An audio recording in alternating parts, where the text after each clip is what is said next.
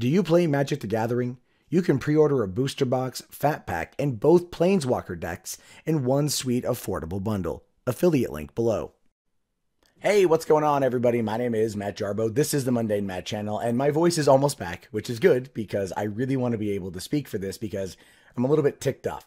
So over VidCon, over the weekend, we all know what happened, right? A bunch of us decided to go and check out the Anita Sarkeesian panel. We went in with just the intention to watch and to listen and nothing more.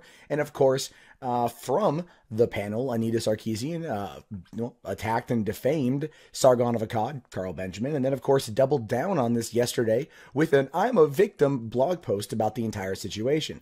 Truth be told, we went to just watch. We've all made that abundantly clear. All of the footage of the event 100% backs that up. And you figure that a panelist violating the code of conduct put forth by the organizers would have some kind of ramification. No, I guess not, because it's Anita, and she's in her fucking tower, and no one will ever let her come down from that to reality and face consequences for her fucking actions. But in this particular case, we're labeled the goddamn bad guys. I'm a little bit fucking furious at this because we did nothing wrong, which is the entire point of everything we've been trying to say for the past couple days. But of course, when it comes to the narrative that Anita likes to spin and how she likes to play it, no one ever, ever, ever takes her to task over it. Except when those of us show up to simply watch something we disagree with in order maybe to gain a broader perspective or maybe a higher understanding of the situation at hand, one that I'm not going to lie, I was actually on board with until Anita Sarkeesian attacked Carl Benjamin, calling him a garbage human from the fucking panel. No, I want to talk about this here. So in a Medium post today, VidCon debrief, titled "Who Harassing Whom?" VidCon as a tagline is for the people who love online video, but of course, in addition to celebrating, this event has also been a way about confronting difficult issues our community faces. Yeah, I mean, we could argue. I don't think anyone was really arguing about like the adpocalypse or any of the other bullshit involving that kind of stuff, but really it was about representation on the platform, a platform that people of any race and color and creed and background and sexual orientation has the absolute same opportunity to post and upload content. But, hey, whatever, I'm just, just kind of throwing that out there. But it says here, it is openly known that women on the internet are subject to far greater amounts and intensity of harassment and abuse than men. I would really love, I don't think that's even true. I don't even think that's true. No, everyone gets harassment. And I think because, and the thing is, it's what's reported, right? So this is a load of shit. Unless you can, you can't even provide a general statistic, but you can go to anyone and ask them, have you been harassed online? And I guarantee you, more often than not, you're going to hear about it from dudes way more than women. Is that because for a long time, there was more men playing video games than women online? Yeah, probably. But it's not to say that people don't get harassment. That's just to say that everyone gets harassment. But to sit there and focus on one gender over another and minimize what's happened to other genders is an outright load of goddamn fucking horse shit. And I'm getting mad about this. And I'm going to reiterate this point once again. Over the course of the past 2 years, I have been doxxed. I have been blackmailed. I have been swatted. Someone printed out a picture of my fucking Twitter avatar, jerked off on it, photographed it, sent it back to me. Right? And someone has recently told me that I need to have my girlfriend abort our unborn child. But no, sorry, my feelings mean jack fucking shit to you, doesn't it? Right? No, of course not. I'm a guy on the internet. I have a platform. I speak about my thoughts and my opinions on things. But because I'm not a woman, I don't apparently have the same, I guess you could say, the same respect in the matter. I don't have the same perspective in the matter. Right? Is that what you're trying to say?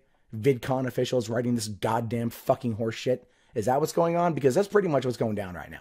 And if you don't believe me on this one, right, I want you to go back and look at the End Cyber Violence fucking panel where Boogie was talking about his experiences and they were being minimized across the fucking board by Anita. So much so that, like, he had to come up and give this speech at the end about basically everyone gets harassment, which is one of the reasons why that speech at the end of the panel got like the most fucking applause, because everyone in that audience, man, woman, or other, totally fucking got what he was laying down. He was about fostering positivity over negativity. Anita's about locking it all down and locking herself away because that's the only thing her narcissistic ass understands. But no, we're still the bad guys here because we wanted to go listen to what someone we disagree with had to fucking say. Someone who then insulted the audience, insulted the crowd multiple times without any kind of utter repercussion. Yeah, I'm pissed. This is horseshit. You want to say it's for people who love online video, but you're backing one side. You're not there for representation. You're there to promote a fucking narrative, Hank and John Green. So this is a pattern that's pervasive. Running this event, we have to be aware when a creator has potentially dangerous harassers or stalkers, and our list for our female creators is a whole lot longer than our list of male creators. Yeah, okay. That's just one reason why we had a panel called Women Online, featuring women who had received a variety of abuse, from repeated sexual advances to stalking to years of targeted harassment. But never men online who've revealed the same thing. Boogie saying on the end cyber violence panel that he'd had years. People have come to his house, sent shit to his house. Put a hit out on him from Tor, right? From the deep web. But no. Someone said something mean to Anita Sarkeesian on the internet. Clearly she's that oppressed. Clearly she needs that kind of coddling. I mean, that's what everyone else does. Why not you guys too? God forbid you rise above and understand that this is something that we're all in together, that equality is a two-way fucking street, and that everyone gets this kind of shit. And the only way to fucking fight it is to work together as a cohesive unit and not put one group over another, which you are clearly doing. We have a longer list of female presenters than male presenters. Yeah, because that's showing fucking favoritism. And it's the most asinine thing I've ever fucking heard. Here's the thing. Your convention sucked. Like, the inside was just garbage. The panels were garbage. Taco Bell had a booth there. What made VidCon great were the people willing to come together to have a conversation, to have a discussion on these issues. And that's why people had so much fun. It was the other creators and the fans that wanted to talk, not the corporate shilling of bullshit on the fucking floor. Seriously, I dropped $200 on a creator badge. I went upstairs to the creator lounge, and it was like, hey, you want to play, you want to play competitive Pac-Man? Right? But oh no, you can't go into like any of the other panels, especially the one that's all for women, right? So there's that. It's just, it's so much left-leaning SJW inequality-esque bullshit, all under the guise of progression and some kind of stupid-ass narrative. Anyway, many people in these communities end up believing the righteous thing to do is threaten, harass, and dox the thinkers. No, they don't. There are assholes out there that do think that, yes. There are assholes out there that do. But many people in these communities that disagree just on a fundamental level. And they don't go out there and they don't harass anyone. And they simply say, I disagree, and find themselves labeled as harassers. Because in the world that you are fostering, by putting out this horse shit, you are equating criticism to harassment. You realize that, don't you? You're playing into that narrative. You're playing into that trap. And that is something that is utterly non-productive. But you don't give a fuck because you're not even bothering to speak to the other side. And that's, no, you're going to hear about that too. Okay, so this year we had a contingent of attendees, some who paid, some who snuck in with fake passes, who had either been perpetrators of this harassment or had for years watched as the outrage they cultivated resulted in followers doxing, harassing, intimidating, and even threatening the lives of the creators on these panels. We had people who were in attendance who paid to be there, who paid to watch somebody speak. That was it. That was literally it. Going into it, we all agreed. No one's going to tweet at her. No one's going to post pictures. No one's going to talk about it on Twitter. No one's going to draw attention to this. So that exact particular statement right there, that either been perpetrators of this harassment or had for years watched as the outrage they cultivated resulted in this shit. Right there, your entire argument is BTFO because everyone there didn't do a goddamn thing. The people that you are accusing of these actions did not complete or commit or condone or conduct those actions. What kind of horse shit are you fucking spewing here? Nothing you said happened. But of course, that's not the narrative going around. Tim Pool was up there. He's a journalist, well-respected guy. Was walking around, and he was hearing from other journalists that people on our side were shouting and screaming and throwing things at the panelists.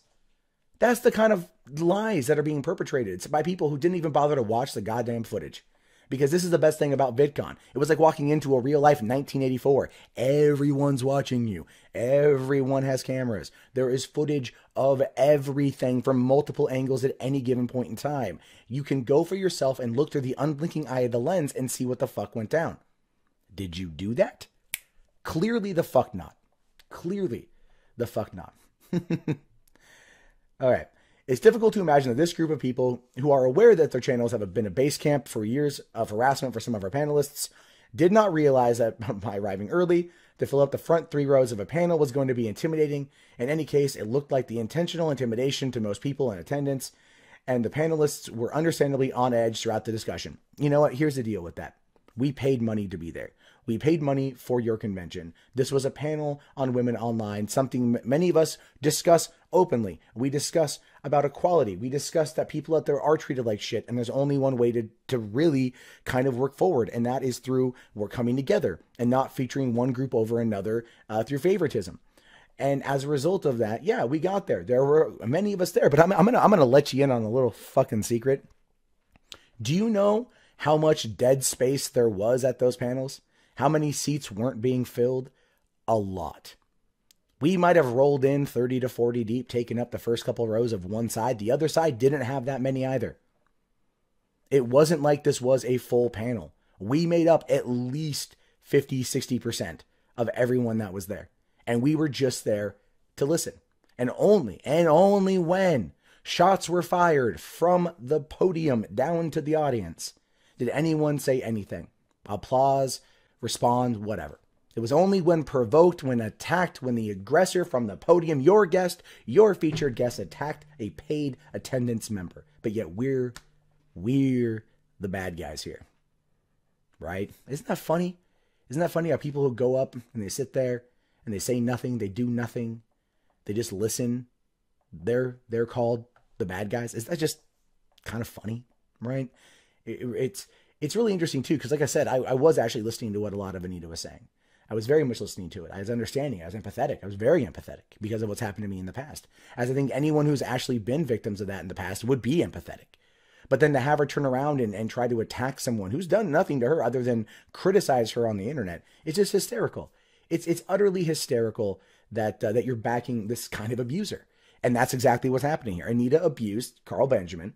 She verbally abused him multiple times, defamed him, humiliated him. And yet you're backing her. You're backing a known serial abuser. I mean, 3 times, that's a pattern. That's a fucking pattern. You can't really get around that here. And yet that's kind of where we are. During the panelist called out one of the audience members for being someone who has made her life very difficult and wish she didn't have to give him the attention because he was a garbage human. She didn't have to give him the attention. She didn't have to do anything. Please, for the love of God, stop trying to remove her personal responsibility for her own fucking actions.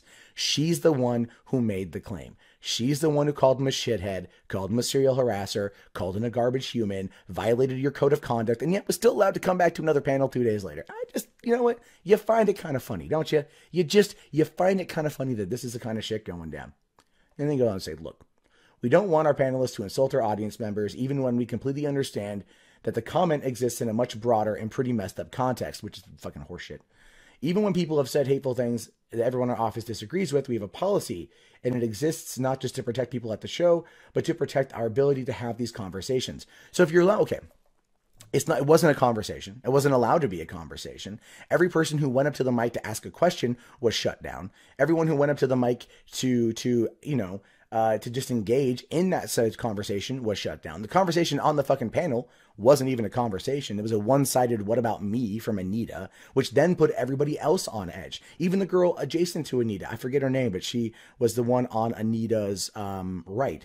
She was up there like, I don't even really know what's going on right now. Like, she's a small channel and she's being intimidated by Anita overreacting to people sitting in the audience. So Anita perpetrated that level of fear, that level of uneasiness, that level of just kind of on edge from the panel. No one else did anything. No one else said anything. Anita's the one who called for extra security. Anita's the one who made the attack. Anita's the one. Are you following a pattern here? Are you seeing a pattern here? Are you seeing how something engages? Are you seeing how something plays out? Are you seeing how this shit works? Okay, people sitting down, not doing anything, listening to what somebody else has to say is now the aggressor, instead of the person who actually was the one attacking and insulting and humiliating and defaming someone else there. I mean, come on. Come on. Carl even said in response to him being attacked, I just want to talk.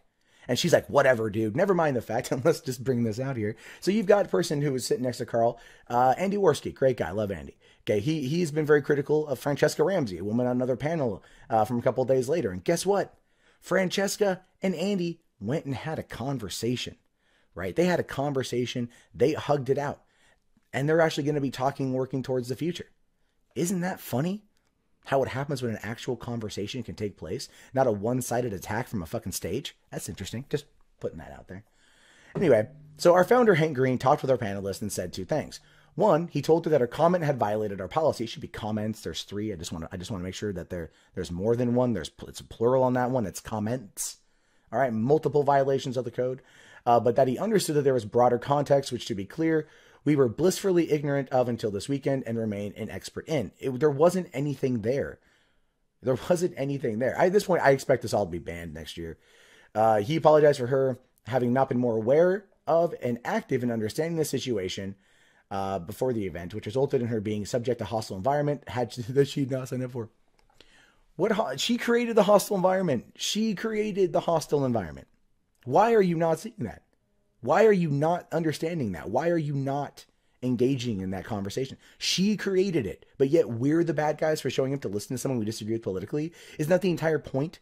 Is to like sit there and listen to the other side to go, oh, maybe I can see things from that perspective. Maybe we're not all that different. Maybe we're not all that that unalike and whatever. We have more in common than we think. Maybe there's that. Maybe there's that. But no, Hank, you done goofed. You gave in. You gave into it. You went up there and you're like, oh, we're sorry that there was a hostile environment. There wasn't a hostile environment. No one created it except for Anita. He says here, we agreed that she would go forward and continue as a panelist on the later panel. Of course, yeah, that was good. And I'm actually glad that happened. I am. I think there should have been more of a public statement instead of after the event for her actions, but, ramifications for actually being hostile on a panel. But the next panel, Anita didn't really engage on much anyway because the conversation wasn't about her. It wasn't even allowed to be turned to her. She sat back, slumped back, body language basically saying, I'm not engaged in this. And then was pretty pissed off when Boogie took the spotlight, from my understanding. Anita. This is a difficult situation to build policy to alleviate, but we ask that all the people involved consider the power of our actions and statements both online and in the real world. But on one specific note, if people attend VidCon to collect footage to later use in videos that criticize not just ideas, but focus on the outrage of their followers and individuals, they will not be welcome back. That should go both fucking ways. That should go both fucking ways.